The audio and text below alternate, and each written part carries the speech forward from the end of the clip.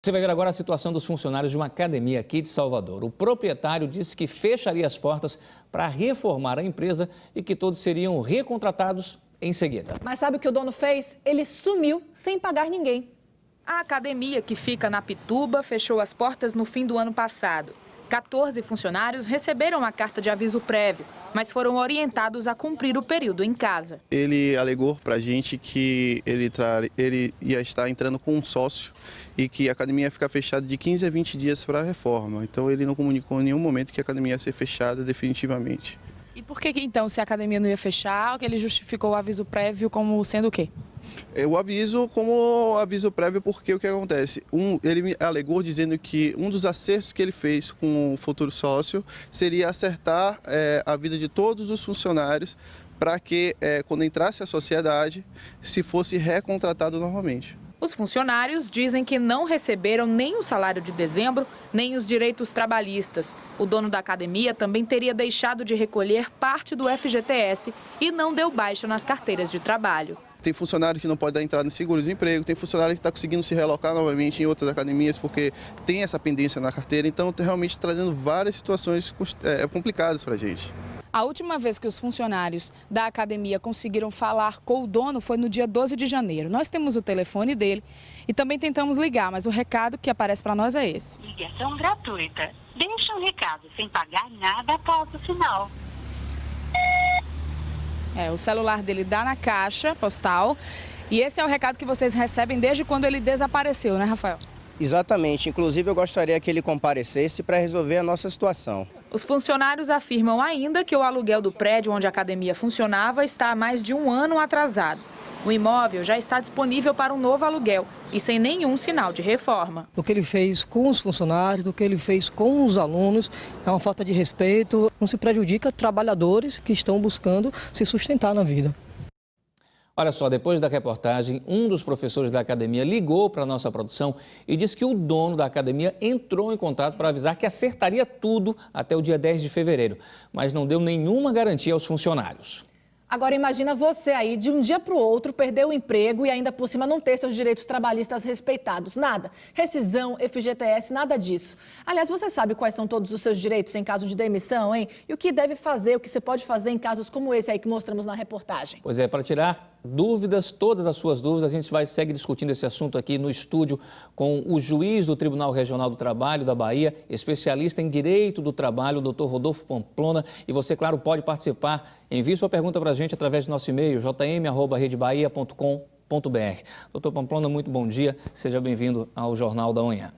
Jéssica, é sempre um prazer estar aqui com vocês. Nesse caso da academia, doutor Pamplona, os funcionários, durante essa reforma, receberam a carta para que eles cumprissem um aviso prévio em casa, ou seja, a empresa que determinou que o aviso prévio ia ser feito em casa, ser cumprido em casa. A empresa pode fazer isso? Essa é uma questão importante. Por quê? Porque o aviso prévio é um direito recíproco, mas é um direito em que nós temos uma comunicação que o contrato de trabalho vai ser extinto daqui a 30 dias. E aí, nesse ponto, o empregado tem direito a receber o valor correspondente ou ser comunicado, e essa comunicação vai importar receber os salários correspondentes. A modalidade pode ser imediata, concessão do aviso, ou pode ser indenizado.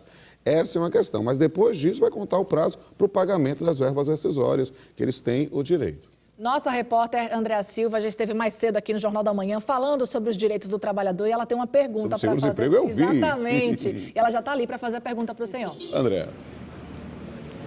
Bom dia, doutor Pamplona. Bem-vindo ao Jornal da Manhã. É o seguinte, nós já falamos das regras, né? As mudanças propostas ainda serão discutidas no Congresso Nacional. O trabalhador, para pedir o seguro-desemprego pela primeira vez, terá que comprovar pelo menos 18 meses de atividade. Na segunda vez, de pedido do seguro, 1 ano. E na terceira vez, sim, 6 meses de trabalho para que ele possa ter acesso ao seguro-desemprego. A gente está aqui em frente, tem movimento até às 6 horas da tarde. Dá para dar entrada nesse seguro-desemprego? E a minha pergunta é a seguinte, doutor. O pessoal aqui da Superintendência diz que tem muitas pessoas que chegam com essa queixa, situações parecidas como essa aí da academia. E eles encaminham para a Justiça. A lei protege o trabalhador, ele consegue receber o seguro-desemprego numa situação como essa, quando ele perde a empresa a uma falência ou então ele não consegue fazer a homologação da carteira de trabalho?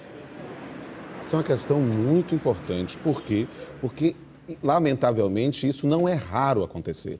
E aí, o que se faz nessas situações? Realmente, se procura o Poder Judiciário, se procura a Justiça do Trabalho. E aí, verifica a situação, o empregador sumiu ou não, faz-se uma notificação, ainda que seja por edital, que é uma notificação fictícia, para que a gente possa garantir. E aí, se for o caso, expede um alvará para habilitar o empregado a isso. É uma forma de dar uma solução para um problema social, um problema terrível do ponto de vista da consciência dos indivíduos que não cumprem os seus deveres e que a Justiça do Trabalho vem aí nesse ponto também servindo o cidadão. André, muito obrigado também por sua participação. Vamos continuar aqui discutindo esse assunto com o doutor Rodolfo. Doutor, no caso da academia, eles não recebem o salário de dezembro, nem as verbas rescisórias. Vamos deixar bem claro, que verbas são essas? Isso deve ser pago em que prazo? Caso realmente esteja atrasado, como é que o pagamento deve ser feito? Com juros, sem juros? Como é que funciona? A questão eles têm que, todo aquele que trabalhar deve comer. Aquele que trabalhar deve receber a sua retribuição correspondente. Então, o salário de cada um dos dias trabalhados deve ser pago até o 5º dia útil do mês subsequente. Não foi, obviamente, ele pode ir à Justiça do Trabalho pedir que esse seja de pagamento, claro que com juros e correção monetária pela ação.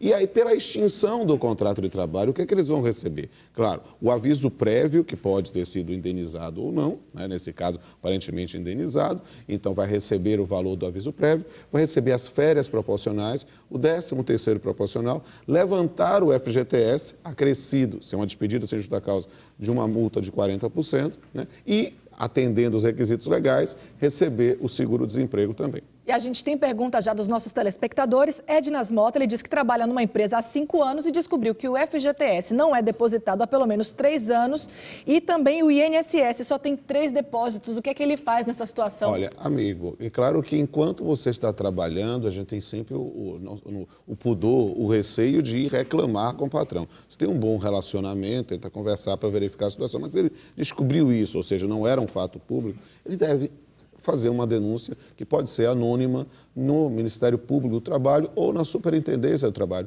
para que haja uma fiscalização enquanto ele ainda está empregado, né? É claro que se ele tem uma situação e houve não tem como resolver isso agora, ele procura a Justiça do Trabalho, né? Procura um advogado do sindicato, um advogado particular, para que possa a Justiça do Trabalho pedir isso. É interessante até para que nós possamos ajudar os senhores. Tente nos dar informações, conta corrente. Lembre, quando você for ajuizar a sua ação, você tem que ser empregador pessoa física, o CPF, se é pessoa jurídica, o CNPJ, porque isso facilita depois no rastreio via sistema Bacenjude. A ideia é que a gente possa reconhecer o seu direito, mas não é somente reconhecer, é transformá-lo em dinheiro para que você possa ficar mais tranquilo. Outra pergunta do Daniel, com certeza uma dúvida de muita gente também. Ele disse que trabalhou 7 meses em uma empresa que não assinou a carteira dele. O que fazer? Bem, aí neste caso ele deve ir à Justiça do Trabalho. Procura um advogado particular ou do sindicato e ajuiza a sua reclamação trabalhista se o empregador não resolve isso diretamente. Por quê? Porque você tem esse direito. E a assinatura da carteira, o registro do seu tempo de serviço é um direito que não se submete à prescrição.